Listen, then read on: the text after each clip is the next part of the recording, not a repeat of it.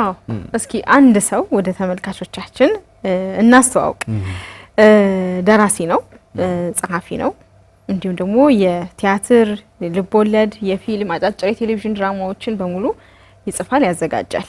ይህ ሰው ማን ነው? ደራሲ ስለሺ አምባው እንግዲህ የሙሉ ጊዜ አንባቢና ጸሐፊ ነው። ለኪነ ጥበብ የተለየ ፍቅር የተለየ ስሜት አለው።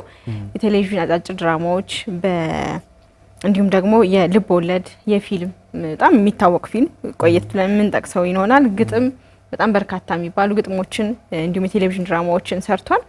ለጥበብ እንግዲህ የተለየ ፍቅር አለውና ይህ ለጥበብ ያለው ልዩ ፍቅርም 8 ዓመታትን በዩኒቨርሲቲ መምህርነት አገልግሏልና ሙሉ ሰዓቱን ግን ለጥበብ ለስነ ጽሁፍ ጊዜ መስጠት ስለፈለገ ይህንን የመምህርነት ስራውን አቁሞ የሙሉ ጊዜ ጸሐፊና አንባቢ የሆነ ግለሰብ ነው ደራሲ ስለሺ አምባው።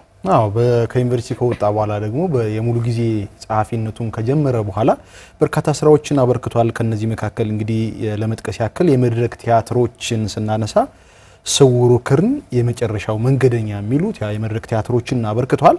ከዚህም በተጨማሪ አጫጭር ልብ ወለዶች ከእጓለማውታው መልስ እና ስደተኛው የተሰኙና ሌሎችንም ስራዎች አጫጭር ልብ ወለዶችን ጽፏል። ከዚህም በተጨማሪ አሁን እያየን ያለነው ገራይ ሲያረፋፍድ የተሰኘ ፊልምን ጨምሮ የቄሳር ዲናሮች የተሰኙ የፊልም ስራዎችንም አበርክቷል። እንዲሁም በቴሌቪዥን ደግሞ የሚተላለፉ ድራማዎች የቴሌቪዥን ድራማዎችን ሰርቷል። ከነዚህ መካከል በየሳምንቱ ሕግን የተመለከቱ ጉዳዮችን ለተመልካቾች የሚያቀርበው ችሎት የተሰኘው ድራማ አንዱ ነው።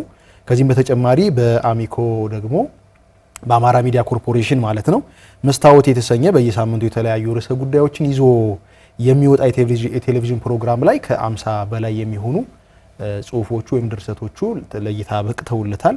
በርካታ ስራዎችን እንግዲህ ለኪነ ጥበብ አፍቃሪያን አበርክቷል ማለት እንችላለን። እንግዲህ ከ100 በላይ የሚሆኑ ግጥሞችን ደግሞ ጽፏል። ያው የታተሙ ባይሆኑም በጽሁፍ ደረጃ የተጻፉ ከ100 በላይ የሚሆኑ ግጥሞችንም አበርክቷል። እንዲሁም በተጨማሪ በኩር ጋዜጣ ላይ በአማራ ሚዲያ ኮርፖሬሽን የተዘጋጀ ለአንባቢያን በየሳምንቱ ከሚደርሰው ጋዜጣ ማለት ነው በኩር ጋዜጣ ላይ አንድ አምድ ይዞ ለአንባቢያን ጽሁፎችን ሲያደርስ ቆይቷል። ታትመውለታል ማለት ነው። እንግዲህ በህይወት ዘመኑ ባበረከታቸው የተለያዩ የኪነ ጥበብ ስራዎቹ ደግሞ እውቅናንም ሽልማትንም ያተረፈ ነው። ከዚህ መካከል እንግዲህ የአማራ ብሔራዊ ክልላዊ መንግስት የባህልና ቱሪዝም ቢሮ በስነ ጽሁፍ ላበረከተው አስተዋጽኦ እውቅናና ሽልማትንም ጭምር አበርክቶለታል። እንግዲህ አንተ ቀደም ሲል እንደገለጽከው የተለያዩ የኪነ ጥበብ ስራዎችን ያበረከተ አንጋፋ የጥበብ ሰው ነው። ከሱ የጥበብ ሙያ ወጣ ሲል ደግሞ በትምህርት ቤት ህይወቱ የ12ኛ ክፍልን ሲያጠናቅቁ ከጓደኞቹ ጋር በመሆን ሀሳቡን እሱ አምጥቶት ከ20 ዓመት በኋላ ቀጠሮ ባህር ዳር ጊዮን ሆቴል አካባቢ እንገናኝ የሚል ቀጠሮ ለጓደኞቹ ሰጠ። ያንንም ቀጠሮ አክብሮ በጣም በርካታ የሚባሉ ተማሪዎች ተገናኝተዋል። ይህንንም እንግዲህ በወቅቱ በርካታ የሀገራችን ሚዲያዎችም ዘግበውት ነበረ። ይህንን ሀሳብ ጠንሳሽ ነው እነዚህን ተማሪዎችንም እንዲገናኙ ያደረገ አንጋፋ የጥበብ ሰው ነው። ሰኔ 30 ሲመጣ ከምናነሳቸው ታሪኮች መካከል እንግዲህ አንዱ አሁን አንቺ የጠቀስሽው ነው። ተማሪዎቹ በተቀጣጠሩበት በ20 ዓመታቸው ጊዮን ሆቴል ባህር ዳር ከተማ ላይ ማለት ነው ጊዮን ሆቴል ላይ ተገናኝተው ታሪኮቻቸውን ትዝታዎቻቸውን ተጨዋውተዋል። ይህ እንዲሆን ደግሞ በር የከፈተው የሀሳቡም ጠንሳሽ ስለሺ አምባው ነውና በኪነ ጥበብ ስራዎቹም ብዙ ነገሮችን አበርክቷል። የአማራ ሚዲያ ኮርፖሬሽን ደግሞ ይህንን የሰኔ 30 ቀጠሯቸውን እንዲሁም የሱን ልምዶችን ለማካፈል በተደጋጋሚ እንግዳ ነዋል። የእንግዳ መሰናዶ በነበረበት ሰዓት እንግዲህ የእንግዳ ፕሮግራማችን አንጋፋ የኪነ ጥበብ ሰው ብለን እኛም የህይወት ታሪኩን አንስተን ከሱ ጋር ቆይታ አድርገን ነበረ። በሰዓቱ ነው የነበርኩ እንደውም ያዘጋጀሁት መሰናዶውን። ከዛ በኋላ ደግሞ የተለያዩ ባልደረቦቼ የሰሯቸውን የተለያየ ስራዎችን እያነሱ ፍሬህይወት ይልቃል፣ ሶስና ቢያዝን በተለያዩ ስራዎቹ እንግዳ ሆኖ በእኛ ሚዲያም የተለያየ ጊዜ ቀርቦ ነበረ። እንግዲህ ስለሺ አንጋፋ የሚባል ለኪነ ጥበቡ ዘርፍ በርካታ አስተዋጽኦ ያበረከተ አሁንም እያበረከተ የሚገኝ አንጋፋ ሰዋችን ነው። እንግዲህ ቀደም ብለሽ አንቺም እንደጠቀስሽው የተለያዩ ባልደረቦቻችን በፕሮግራማቸው እንግዳ አድርገውት ለተመልካቾቻችን አድርሰን ነበር። ከነዚህ መካከል የፍሬህይወት ይልቃል የሰራችው መሰናዶ አለ። ከዛ ቀንጨብ አድርገን እስኪ እሱን ሀሳብ ለተመልካቾቻችን እናድርስ። እሱን ተመልክተን ስንመለስ ደግሞ ተጨማሪ መረጃዎችን ስለ ሻምባው የምናነሳ ነው የሚሆነው። በአማራ ቴሌቪዥን እጅግ በጣም በርካታ ድራማዎችን የተላለፉ ድራማዎች ጽፌያለሁ። በኢትዮጵያ ቴሌቪዥን ለሚቀርበው ችሎት የተሰኘው ፕሮግራም ቋሚ ጸሐፊ ሆኜ በየሰራው ነው የምገኘው። ፊልሞች አሉኝ። ገዳይ ሲያረፋፍድ የሚል ፊልም ጽፌያለሁ። የመጨረሻው መንገደኛ፣ የክቴ፣ የህይወት ንቃቃት ብዙ ቲያትሮችን ሰርቻለሁ እና ብዙ ስራዎች ሰርቻለሁ። ኦልሞስት የሙሉ ጊዜ ደራሲ ነኝ። አሁን ረቂቅ ነኝ። በእርሳስ እንደዚህ ሀሳቦችን በስክሪፕቱ ሀሳቦችን አሰፍራለሁ እና አሁን የሬዲዮ ድራማ ነው፣ ቴሌቪዥን ድራማዎች ምናምን ናቸው እነዚህ ጽፍና ፋይናሉን ግን እንደዚህ ነው የምሰራው በእርሳስ። መጀመሪያ በስክሪፕቱ ከጻፍኩ በኋላ ነው እንደገና ፋይናሉን በእርሳስ የምጽፈው። ለምንድን ነው አብዛኛው ሰው ሲጽፍ መጀመሪያ ረቂቅ የመጀመሪያውን ረቂቅ ነው በእርሳስ ጽፎ በእርሳስ የመጻፍ ልምድ እንኳን ያለው ሰው ዋናውን ወደ ስክሪፕቱ ነው የሚገለብጥ። አንተ ደግሞ እንደገና በተቃራኒ ነው የሆነው። ለምንድን ነው? እኔ እንጂ አሁን እንግዲህ ምን መሰለሽ የምርጫ ጉዳይ ነው። መጀመሪያ በእርሳስ ጽፎ በስክሪፕቱ የሚገለብጠው ሰውዬ ለምንድን ነው መጀመሪያ በስክሪፕቱ ጽፈ ወደ እርሳስ የማትገለብጠው ብትዩ መልስ አይኖረውም። እርሳስ እንደ ልብ አይገኝም ገበያ ላይ። አብዛኞቹን እርሳሶች ከውጭ ሀገር ነው የሚያመጡልኝ ጓደኞቼ ሲሄዱ። ምን እናምጣለን ሲሉ ሰዎች ሌላ ነገር ይላሉ። አሁን እኔን ትተውኛል። አሁን ምን እናምጣለን ሲሉ እርሳስና ማስታወሻ ደብተር ነው የሚያመጡልኝ ከውጭ ሀገር ሲመጡ። ሸሚዝ ምናምን እንደዚህ ትተዋል። ደስተኛ የሚያደርገኝ እርሳስ ሲያመጡልኝ ነው። እርሳስ በቀላሉ አይገኝም። አሁን እርሳስ የመጣው ከእንግሊዝ ሀገር ነው።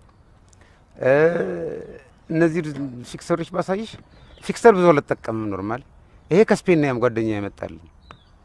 ይሄን ጀርመናዊ ጓደኛዬ ነው ከጀርመን ያመጣልኝ። ይሄን ደግሞ ከፈረንሳይ ነው የአሚከስ ስራ አስኪያጅ ያመጣልኝ።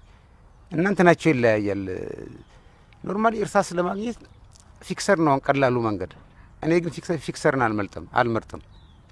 የምመርጠው ዋናው ነገር እርሳሱን ነው። በእርሳስ መርጠህ የመጻፍ ጉዳይ የፍላጎት ጉዳይ ነው። የፍላጎት ጉዳይ ብቻ ሳይሆን አሁን የኪነ ጥበብ ስራ እንደምታውቂው እንትን ነው። አካባቢ ምን እንደምትመርጪ አታውቂም። አሁን በስክሪፕቶ ፋይናል ልጻፍ ብል ሀሳቤ አይወርድልኝም። ማስታወሻዎችን በስክሪፕቶ ይዤ ፋይናሉን በእርሳስ ስጽፍ ግን ሀሳቤ ይወርድልኛል፣ ኮንቲኒየስሊ ይወርድልኛል። እና እርሳስ አሁን ሰው ብዙ ጊዜ እንትን የማይጠቀመው ፔንትን አለው። የተወሰነ ስራ ይጠይቅሻል፣ መቅረጽ አለ፣ እንትን ማለት አለ። እና እነዚህ ብታያቸው የተቀረጹ እርሳሶች ናቸው ለመስራት ዝግጁ የሆኑ።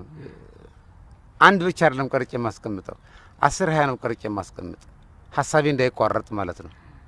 እና አንዴ መጻፍ ጀምሬ ልክ እርሳሱ ሲደረድርብኝ እሱን ወደ ዘወሬ በሚቀጥለው ነው ምጽፍ ሌላ አንስቼ እጽፋለሁ።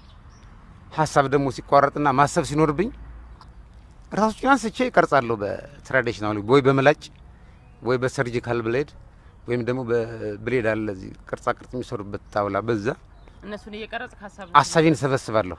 ሀሳቤን ሰበስባለሁ።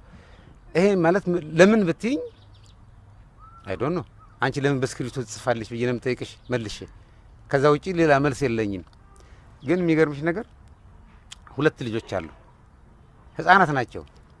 አንደኛው አዶንያስ ደረጀ የሚባል የታላቅ ወንድሜ ልጅ ነው። ሌላዋ ደግሞ ሌልና ግርማ ትባላለች። ሌልና ግርማ በጣም ጎይ ጓደኛዬ ልጅ ናት። ሁለቱም በእርሳስ ነው የሚጠቀሙት። እርሳስ በጣም ይወዳሉ። በስክሪፕቶ ከሚጠቀሙት ነገር የበለጠ እርሳስን ይጠቀማሉ። እና አሁን አንቺ መጥተሽ አንድ እርሳስችን ልውሰዳት ብትይኝ በጣም ነው የምታስጠይኝ። በቃ እኔ እርሳስ ሲጠይቁኝ አልወድም። ቤቴ ውስጥ እኔ በጣም ያለኝን ነገር ሁሉ ለማጋራት በጣም አሁን መጻፍ ከልክዬ አላውቅም። ማንንም ሰው ወይ መጻፍ ከልክዬ አላውቅም። ኤቭሪቲንግ ከልክዬ አላውቅም። እርሳስ ግን ከጠየቅሽ እበሳጫለሁ። ለምን ብትኝ አላውቅም። እና እርሳስ ደስ ብሎኝ የምሰጣቸው ለአዶንያስና ለሌልና ነው። ለሁለቱ ምናልባት እንዴ ሰድብሻለሁ ልጅ ምናምን ልጅ ይችላል። በእርሳስ መጻፍን ፍላጎት መሆኑን ያወቅከው መቼ ነው? መቼ ጀመርክ በእርሳስ መጻፍ?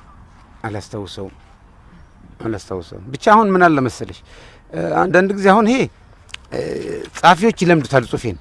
እንዳየሽው ጽሁፌ በጣም ደቀቅ ያለ ነው። ድርሰት የጀመርኩት አላስታውስም። እናቴ ግን ለዚህ ከፍተኛ እንትን ግፊት ታደርግ ነበርና የሚገርምሽ ነገር እናቴ ወይዘሮ ዘብዋ ካሉ ነው የምትባለው፣ አሁን በህይወት የለችም። ገበያ ላይ ሄዳ እርሳስ ምናምን ካገኘሽ ገዝታ ልትመጣ ነበር ለሽንኩርት መግዣ ያዘችውን ገንዘብ። በጣም የሚገርም ልምድ ነው አይደል? እርሳስ ለመጻፍ ከዛ ደግሞ እርሳሴን አትንኩብኝ አይነት ማለት አይገርምም? እንደውም ብዙ የስለሺ አምባው ወዳጆች ይላሉ ስለሺ ምን ብትሰጡት ደስ ይለዋል ካላችሁ እርሳስ ነው እና እሱም በቀደም ሲል እንደገለጸው ብዙ ሰዎች ከተለያዩ አካባቢ ከውጭም ሲመጡ እርሳስ ነው ይዘውለት የሚመጡና በጣም ለሱ ውድ ስጦታ እሱ እንደሆነ ይናገራል። በጣም የሚገርም አንዳንድ ሰዎች ልምድ የሚገርም ነውና ደስ ይላል። የሰራቸውን ፊልም ደግሞ ቀደም ብለን እያየን ነበር። ቆንጆ በጣም ደስ የሚል ፊልም ገዳይ ሲያረፋፍድ በጣም የተወደደ እነዚህን ያነሳነው እንግዲህ ቀደም ስራዎቹን ለማስታወስ ማን ነው የሚለውን ነገር ለመጥቀስ ነውና ይሄን ያነሳንበት ደግሞ አንድ ምክንያት አለ። ምክንያት አለን። ምንድነው እንግዲህ ደራሲ ስለሺ አምባው ከሰሞኑ አንድ አደጋ አጋጥሞታል። እንግዲህ በመኖሪያ ቤቱ ድንገት በመውደቅ የአጥንት መሰበር አደጋ አጋጥሞታልና ይህንንም እንግዲህ ሐኪሞች በቀዶ ጥገና በአስቸኳይ ማድረግ እንዳለበት ገልጸዋል። የአጥንት ቅየራም ጭምር እንደሚያስፈልገው ነው መረጃዎች እያመላከቱ የሚገኙት። የጥበብ አፍቃሪያን አድናቂዎቹና ያው እንግዲህ በአገር ውስጥም በውጭ የምትገኙ ኢትዮጵያውያንና ትውልደ ኢትዮጵያውያን ለኪነ ጥበብ የምትቆረቆሩ ሰዎች ያው እንግዲህ ተገቢውን የሆነ ድጋፍ እንድታደርጉለት እንግዲህ ጥሪ እየቀረበ ነው የሚገኘው። እኛም በዚሁ እግረ መንገዱን ጥሪያችንን ማቅረብ እንፈልጋለን። እንግዲህ ለስለሺ አምባው ድጋፍ ማድረግ ለሚፈልጉ የአካውንት ቁጥሩ እንግዲህ በዚህ በታች እየታየ በሚመለከተው ልክ በ1015 81 03 33 1 በኢትዮጵያ ንግድ ባንክ አካውንት ማለት ነው 1015 81 03 33 1 በተሰኘው አካውንት እየገባችሁ እንግዲህ ድጋፍ እንድታደርጉ በጊዜው አጋጣሚ ጥሪያችንን ማስተላለፍ እንወዳለን። በጣም በርካታ የሚባል የገንዘብ ነው ለሕክምና ወጪ የተጠየቀውና ይህንንም ወጪ እንግዲህ የጥበብ አፍቃሪያን በጣም በርካታ ስራዎችን ለጥበብ አፍቃሪያን ያቀረበ አንጋፋ የጥበብ ሰው ነውና እሱንም በህይወት ደህና ሆኖ በጤና ተመልሶልን ሌሎች የጥበብ ስራዎችን ከሱ እንድናገኝ አሁን ድጋፍ ልናደርግለት ይገባል እንላለን። ስለ ሕክምና የተጠየቀው 1,400,000 ብር አካባቢ እንደሆነ ነው እየተነገረ ያለው። እንግዲህ የተለያዩ ኮሚቴዎች ተቋቁመው እንቅስቃሴዎች እየተደረጉ ነው የሚገኙት። ግን ኮሚቴዎች ይቋቋሙ እንጂ በሁሉም ቦታ ተደራሽ መሆን ስለማይቻል በዚሁ አጋጣሚ መልእክቱን እናድርስ በሚል ነው ያቀረብነው። ድጋፍ እንድታደርጉለት አሁንም ጥሪያችንን እናቀርባለን።